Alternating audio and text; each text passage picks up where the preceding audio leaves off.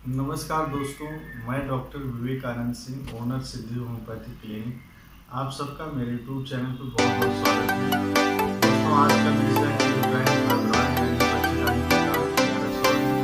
आइए जानते हैं इसके बारे में पूरा कि बच्चेदानी गांठ यानी यूट्राइन फाइब्रॉइड होती क्या है, किन कारणों से होती है और इससे लक्षण क्या हैं और आगे चल के इससे क्या क्या परेशानियाँ होती हैं, और अंत में आपके बताएंगे होम्योपैथिक उपचार जो बहुत ही इसमें इफेक्टिव है। तो अंत तक वीडियो में बने रहें। तो आइए जानते हैं यूट्राइन फाइब्रॉइड होता क्या है। यूट्राइन फाइब्रॉइड यानी ये सिस्ट या गांठ, ये ट्यूमर जैसा स्ट्रक्चर बच्चेदानी में होता है। ये मांसपेशी का स्ट्रक्चर, मांसपेशियों जैसा स्ट्रक्चर होता है। तो ये इसकी साइज जो है बीज की साइज से लेके तरबूज की साइज इतना बड़ा हो सकता है।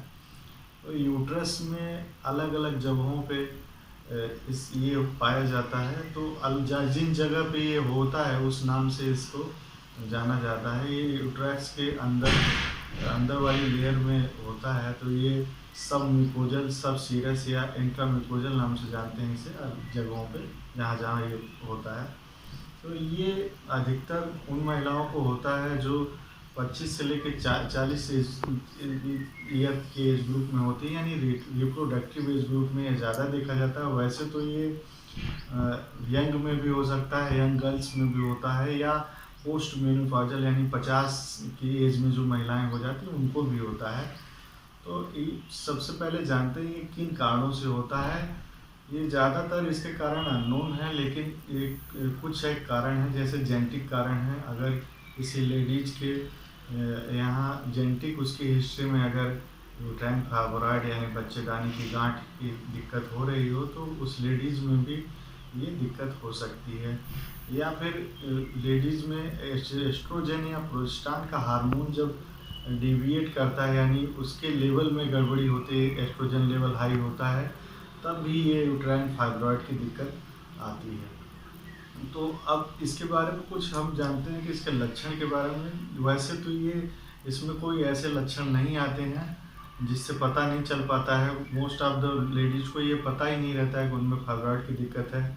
जब किन्हीं वजहों से या ड्यूरिंग प्रेगनेंसी के दौरान, क्योंकि ये ज़्यादा फ्रिक्वेंटली महिलाओं में देखा गया है यूट्राइन फाइब्रॉइड की दिक्कत, तो उस दौरान जब सोनोग्राफी कराती हैं तो पता चलता है यूट्राइन फाइब्रॉइड की भी दिक्कत है उनको। तो वैसे ये कुछ सिम्टम्स अगर आते भी हैं तो उसमें बहुत ज़्यादा ब्लीडिंग होती है, डिसमेनोरिया की दिक्कत होती है, इरेगुलर मेंसेज होते हैं, या बहुत ज़्यादा ब्लीडिंग होती है जिसकी वजह से एनीमिया डेवलप हो जाता है। ये सारे कुछ लक्षण हैं उसके जो यूट्राइन फाइब्रॉइड के समय में जिनको होता है उनमें ये दिखते हैं। तो जो है ये सबसे ज़्यादा एज महिलाओं जो प्रेग्नेंट होती हैं उनमें फ्रिक्वेंटली ये देखा गया है।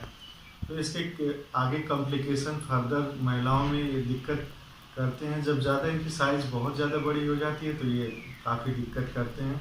लेकिन ये इसमें घबराने की बात नहीं होती, क्योंकि ये कैंसरस यानी इससे कैंसर का खतरा नहीं होता, ये नॉन कैंसरस होती हैं। तो इसमें आपको घबराने की ज़रूरत नहीं है, एक अच्छे ट्रीटमेंट की ज़रूरत है। तो डॉक्टर से मिले, सलाह लें और उसका ट्रीटमेंट करें तो बेहतर जो हो सकता है इसका इलाज हो सकता है। तो होम्योपैथिक दवाएं जो आपको बताते हैं, आइए चलते हैं, जो बहुत अच्छा इसमें प्ले रोल करती हैं।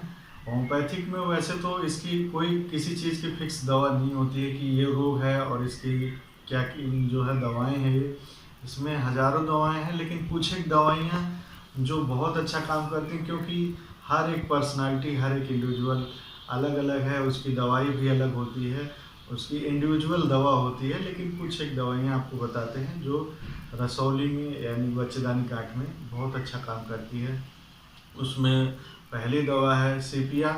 सेपिया की लेडीज जो है अक्सर बहुत ज़्यादा चिड़चिड़ापन रहता है लेडीज में देखा गया जब उनकी हम केस लेते हैं, या फिर उनमें ब्लीडिंग बहुत ज़्यादा रहती है, हैवी ब्लीडिंग होती है जब उनके मेंसेस आते हैं, या फिर इरेगुलर ब्लीडिंग होती है, कभी कम कभी ज़्यादा ब्लीडिंग होगी। इस टाइप की दिक्कत अगर होती है किसी महिला में तो हम उसमें सेपिया दवा 30 पावर, या हार्मोनल उनमें इम्बैलेंस ज़्यादा होता है तो भी हम सेपिया 30 दवा फ्रिक्वेंटली प्रेस्क्राइब करते हैं। इसकी 30 पावर 2-2 बूंद दिन में 3 बार लेने से काफ़ी अच्छा रिजल्ट मिलता है। इसी क्रम में दूसरी दवा है कैलकेरिया कार्ब। कैलकेरिया कार्ब के बारे में अगर हम केस हिस्ट्री लेते हैं किसी महिला को तब प्रेस्क्राइब करते हैं जब महिला काफ़ी ओबेज हो, मोटापा हो, या जो है वेट काफ़ी ज़्यादा इंक्रीज करता हो, किसी महिला का जो है वेट गेन हुआ हो और उसकी ब्लीडिंग की प्रॉब्लम ज़्यादा हो, मेंसेस बहुत ज़्यादा क्लॉट्स आएँ, तो कैलकेरिया कार्ब दवा प्रेस्क्राइब 30 पावर में करते हैं। 2-2 बूंद दिन में 3 बार लेने पे बहुत अच्छा रिजल्ट मिलता है। इसी क्रम में तीसरी दवा है थैलेप्सिबर्सा। ये उन लेडीज़ों को दवा दी जाती है जिनकी ब्लीडिंग 10-10 से 15-15 दिन तक ब्लीडिंग आती रहती है, डिस्मेनोरिया के भी बहुत ज़्यादा पेनफुल मेंसेज होते हैं, उसमें थैलेप्सिबर्सा बहुत ही वंडरफुल रिजल्ट इसके हैं। 30 पावर इसका 2-2 बूंद दिन में 3 बार लेने से बहुत ही अच्छा रिजल्ट देखने को मिलता है। इसी क्रम में चौथी दवा है चाइना। ये दवा उन पेशेंटों को दी जाती है जिनके मेंसेस के जो है बहुत हैवी होने की वजह से उनमें एनीमिया डेवलप हो जाता है, उनमें ब्लड की हीमोग्लोबिन काउंट बहुत कम हो जाता है, तो इसमें चाइना दवा देने से और इसमें फाइब्रॉयड भी जो है कुछ हद तक, बहुत हद तक फाइब्रॉयड से भी निजात मिल जाता है।